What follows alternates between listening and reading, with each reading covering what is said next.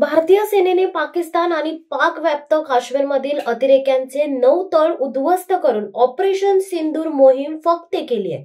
भारतीय हवाई दलाने 7 मे मध्यरात्री 1:30च्या सुमारास अतिरेक्यांच्या 9 ठिकाणांवर यशस्वी स्ट्राईक करून पहलगाम मधल्या दहशतवादी हल्ल्याचा बदला घेतलाय।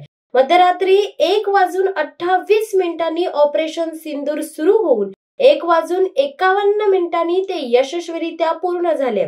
भारतीय सेनेच्या या खास मोहिमेला ऑपरेशन सिंदूर असं नाव देण्यात आलं होतं। उल्लेखनीय बाब म्हणजे या मोहिमेत भारतीय सेनेने पाकिस्तानी नागरिक किंवा पाकिस्तानी लष्कराच्या कोणत्याही ठिकाणांवर हल्ला केला नाही।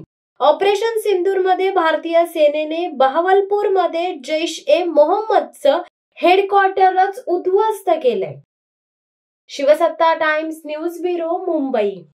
दे धडक बेधडक वृत्त देणाऱ्या आपल्या शिवसत्ता टाइम्स न्यूज चॅनलला लाल बटन दाबून सबस्क्राईब करा आणि बेल आयकॉनला क्लिक करायला विसरू नका।